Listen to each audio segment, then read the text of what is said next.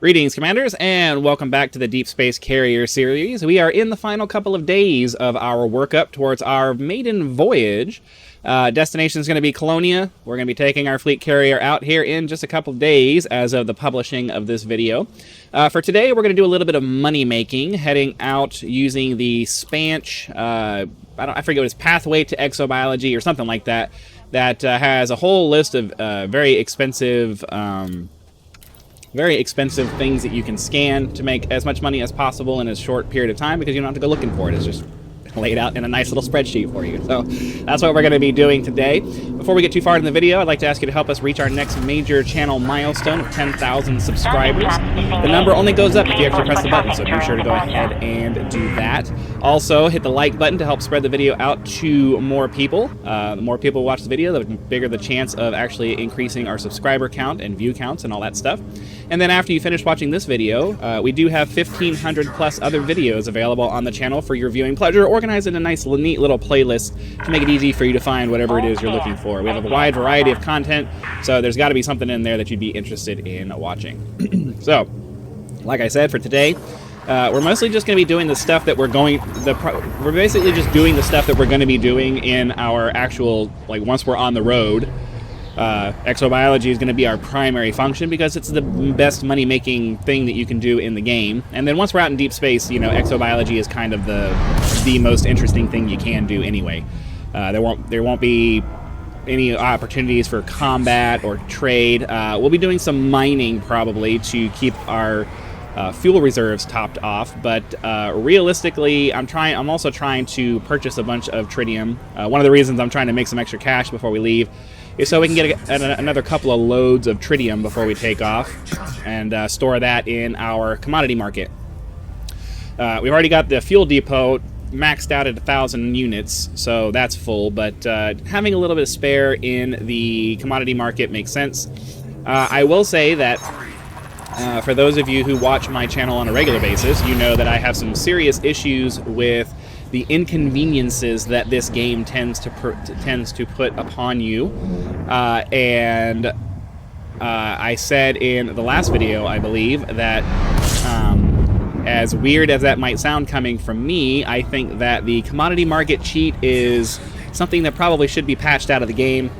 Commodity items should take up inventory space. The fact that you're able to cheat the system by, you know, chucking excess tritium in your commodity market, placing an exorbitant price that no one would ever spend it on, and basically just using that as nebulous storage seems a bit unreasonable to me. And I know that sounds weird coming from somebody who's constantly complaining about the what I feel to be unreasonable inconveniences when it comes to things like just flying around and, you know, just the things that have been made manual and require lots of attention and physical manipulation to make them work, that really should be handled by the ship. My thought about all of that is that it kind of kills my realism. Part of it's just I'm lazy and I don't want to. There's certain things I don't want to do myself. But it's also just the fact that, you know, ships this advanced should be able to do certain things that they intentionally make it not able to do in this game because they've decided that this is the paradigm that they're following, and I disagree with that. So it isn't. Part of it is the convenience factor of having. Excuse me. I'm still recovering from the whatever it is that I have. My nose is a little stuffy. Sorry about that. Part of it is the convenience factor, but a lot of it is just it really bugs me, and it kills my immersion when things are really unrealistic. And it's like with the technology that we have today, we can make these ships fly completely automated with just what we have today.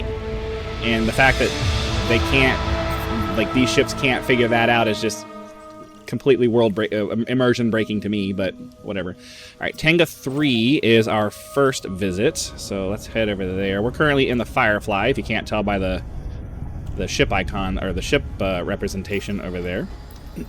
Let's see, let's get landfall planets and moons. Get that locked in. Get ourselves Super Cruise assisted. Boost ourselves a little closer. 42. So I found that... Oops. I overdid that a little bit. Oh, maybe not.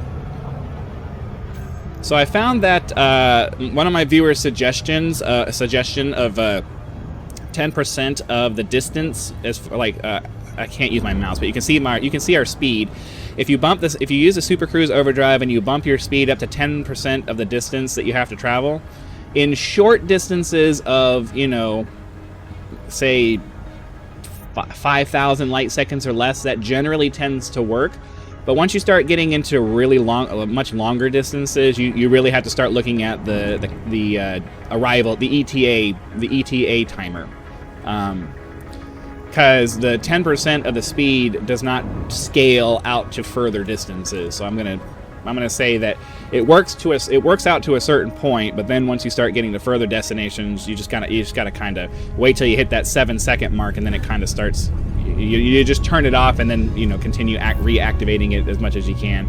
I'm sure there's probably a formula that somebody could come up with that would give you a perfectly optimal deactivation point to slot you right into that 7 seconds every time, but I'm not smart enough to figure out what that is.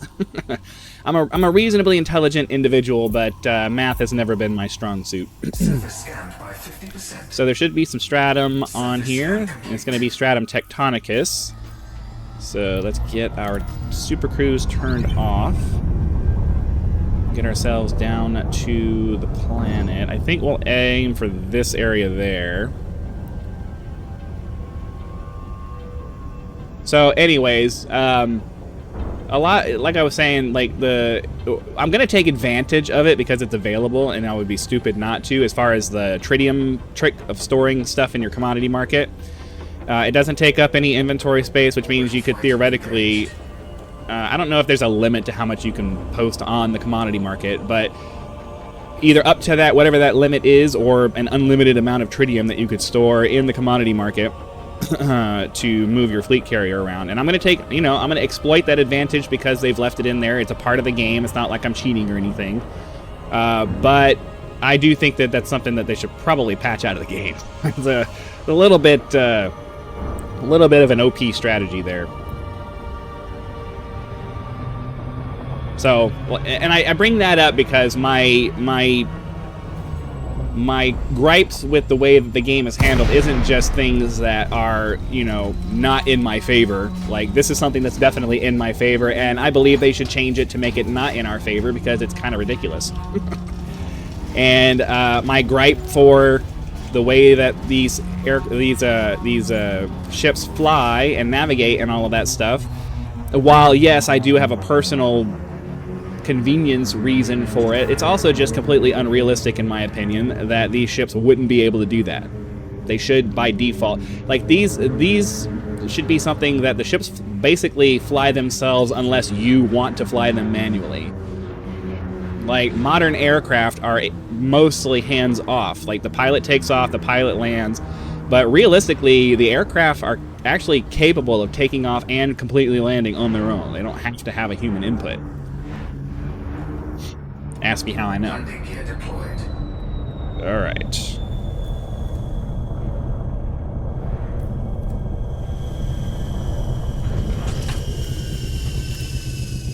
I would get a little confused with the landing gear. I press the button, and then sometimes I forget what the indicator is for whether it was actually deployed. Oh, right there. For whether it was actually deployed or not. What did we have in there? What did I have in there before?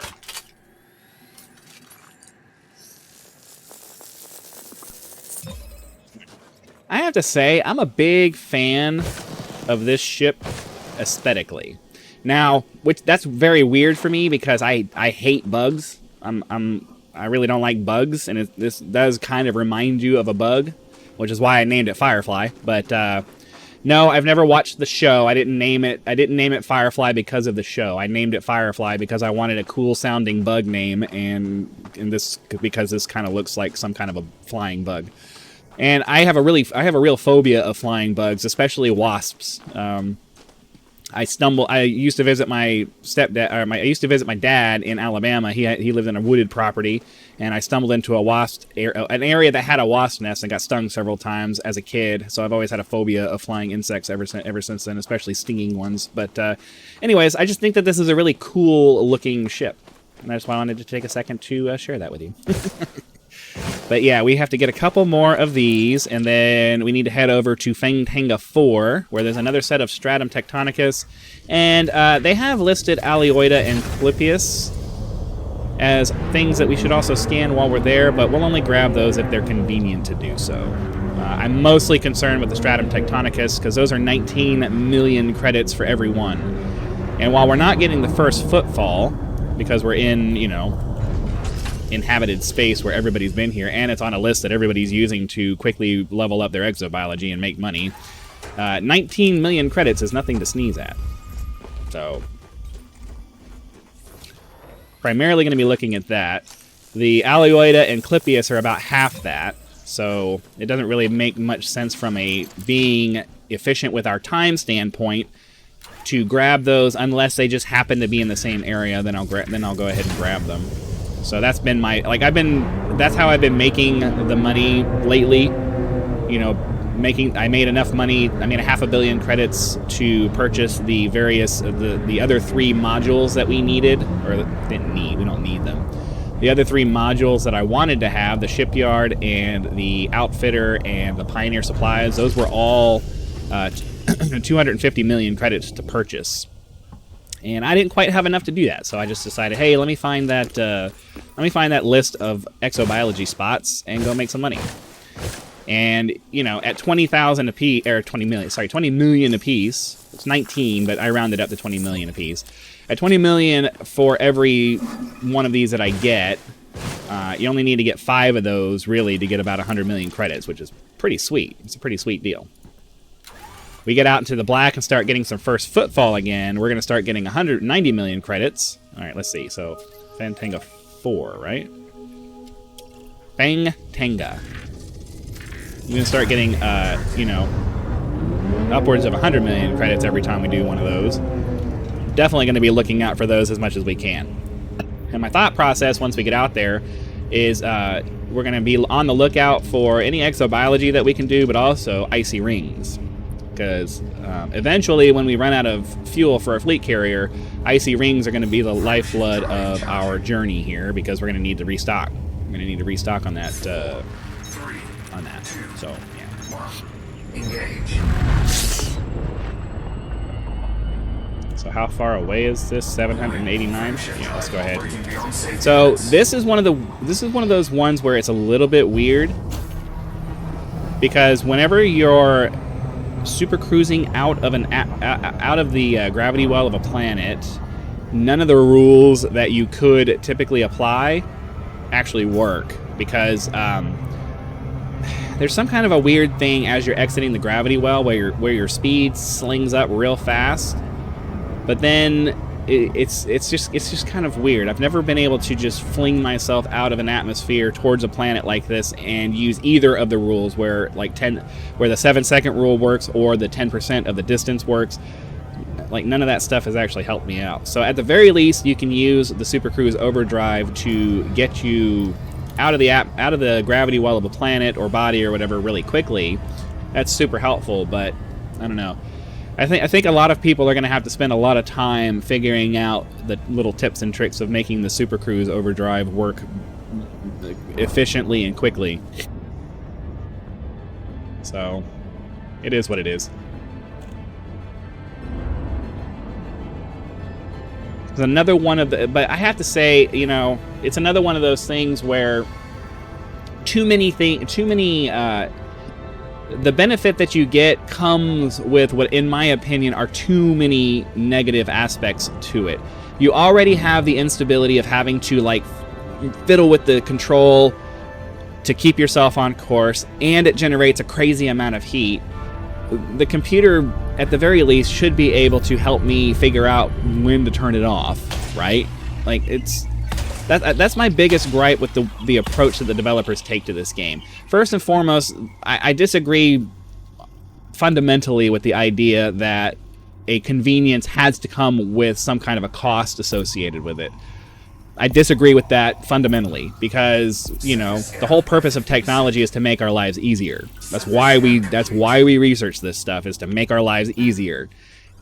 It shouldn't have to come with some kind of a penalty. It just shouldn't.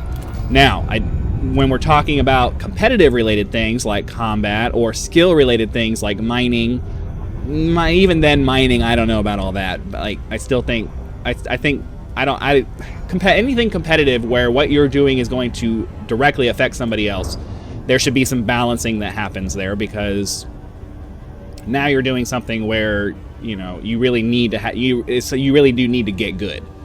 Mining, I don't know that you really necessarily need to get good. There should be things that the ship can do for you to make the mining process easier, because mining is supposed to be a grind. It's not supposed to be something where you're skillful. So let's say you're trying to do subsurface displacement mining, right? I think it's perfectly reasonable to have a function on the ship that will automatically align your ship with the subsurface deposit so that you can focus on the drilling mini game, or go the other way. Make it to where you don't just take away the subsurface drilling mini game, and it automatically extracts whatever's available there over a certain period of time, and you are able to start positioning yourself towards the next subsurface deposit. Right?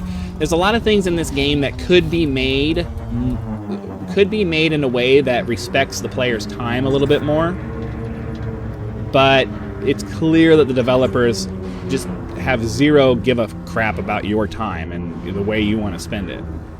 They've decided how it's going to be, and you're just going to do it. So, whatever.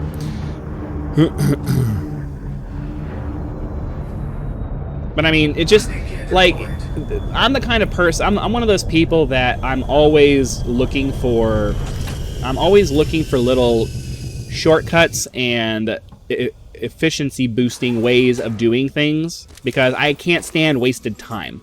I can't stand doing things in a way that takes more time than it really needs to. And, you know, the more you play games like this, the more you start to see little things, or, you know, little ideas like that come up to you, where it's like, you know, we don't have to make this process as laborious and ridiculous as it is and still get the kind of game time. Like, because here's the reality: the reason why the developers do the things that they do ultimately is that they want to keep you in the game. They want to keep you playing the game. But what they don't realize is that making the game more manual in nature is going to turn a lot of people off, and they're not going to want to play. What you want to be doing is, you know, setting things up to make it as easy as possible, so that, you know, people are just kind of zoning out and playing the game more or less on autopilot. I mean, obviously not autopilot. You still want to have them interacting with the ship and stuff. I mean, I get that part of it. But at the same time, you really should be, like, trying to go out of your way to make the process as streamlined and easy as possible, so that it's like the gambling mechanic of a lot of different games, where, you know, you want to make it easy to do, and the reward is good enough to keep people coming back, and not so difficult that it's not worth doing anymore. And I think a lot of people end up stopping the game because, in their desire to try to make this the fighter plane and space game that they originally had, that their original ethos was, they've ignored the realism aspect of, you know, what you would expect the future to look like. You know, I wouldn't expect the future to be, I have to do everything myself and my ship just responds to what I do. No, I would expect my ship to be an AI assistant, basically, that does most of the grunt work for me, and then I'm just telling it what to do. Like, that's what I would expect. Now, I know they can't go 100% in that direction, obviously, because they don't want people AFK mining and AFK this and AFK that. I get it. I totally get that. That's not an unreasonable desire. But there's also a lot of things where you could get people like me who have, and I'm not saying they need to come to me. There's plenty of other people who have way better ideas than me. I'm not saying that it needs to be me. I'm just saying you could find people who are like me, who are, you know, constantly looking for, hey, this could be better this way, because then you would, you know, you're still engaged, but you're not having to fiddle around with this stuff in an irritating way. You know what I mean? I don't know. the fundamental philosophy of the way that they approach the design of the game in some ways is really awesome, and in other ways is just really frustrating. I don't necessarily mind the fact that they expect you to grind for things, but the part that bothers me is that the grind requires you to be constantly actively engaged with the process. That's the part that bugs me. It's like, make it so that I can be, make it to where the grindy thing that I'm doing is a secondary thing, and I can sit there and watch a video or something while I'm doing it. Like, mining is just an example.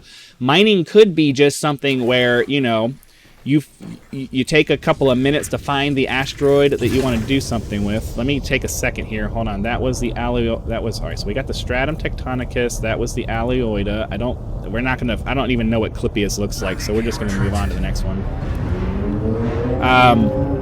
The next system is going to be Futes.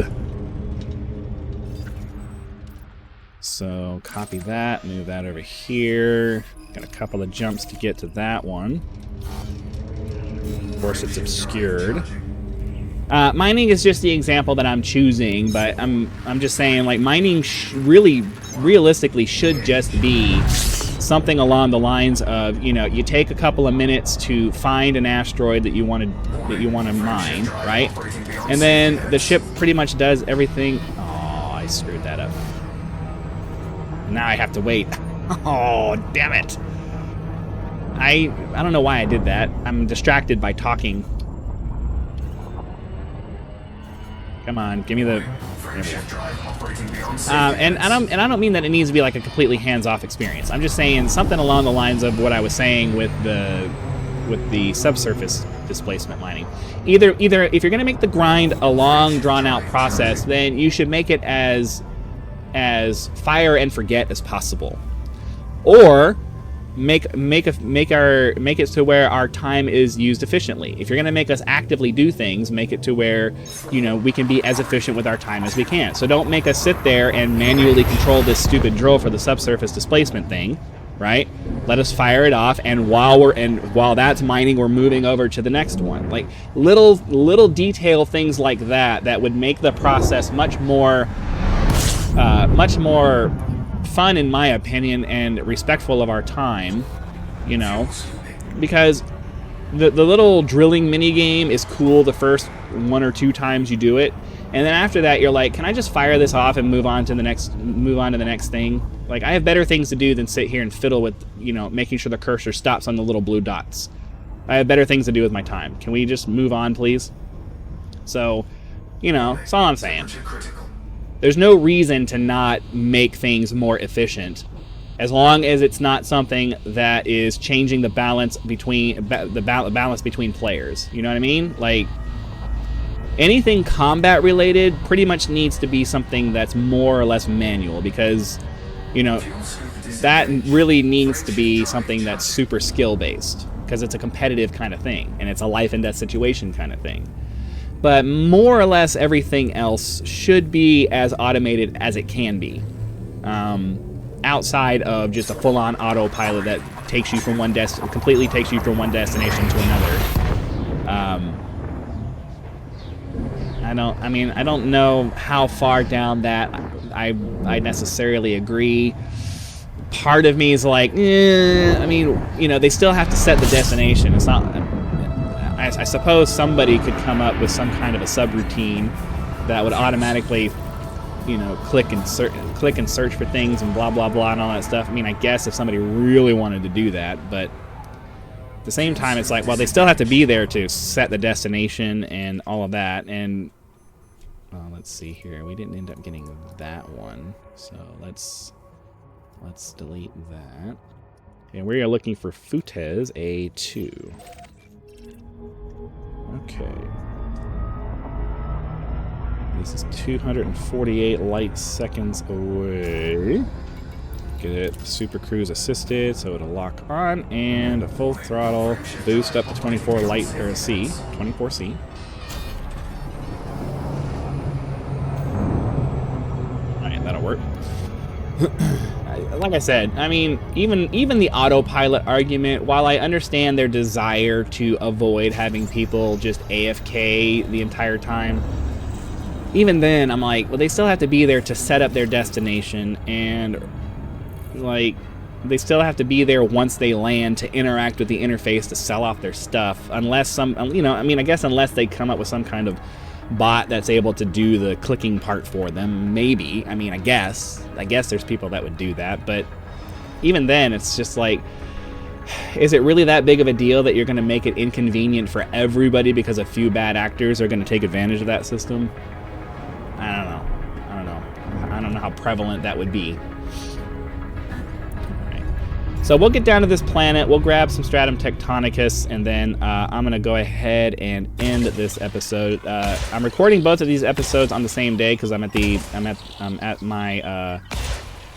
a weekend. I'm at a couple of days where I'm not gonna be able to record, so I'm recording in advance. So we'll end this episode and then go straight into the next episode, continuing with this. It's gonna be a couple of days of just making some money. And then on Sunday, we have our live stream where we're going to finally move the carrier and get started on our journey. So be sure to come back for that Sunday at 6 Pacific time. I did not mean to say Pacific Standard Time. You know what I meant. It's just Pacific time. 6 p.m. Pacific time on Sunday. That's when we're doing it. So, yeah. I think we're going to go ahead and cut this episode here because it's going to take me longer than 3 minutes to land, I think. Not really. Anyways, hopefully you guys enjoyed this episode and, you know, my random ranting about random things. But be sure to click the like button if you did. Help us reach 10,000 subscribers by clicking that subscribe button. Check out, or if you'd like to support the channel, you can do that in a couple of ways, either by leaving YouTube's version of a tip with the thanks button, or if you'd like to do a continuing kind of contribution, we do have memberships available with various perks such as early access to videos. So be sure to click the join button and check those out as well. Again, thank you very much for your time. Hope you guys are enjoying this series of Elite Dangerous. Be sure to come back for the next episode, and I'll see you then.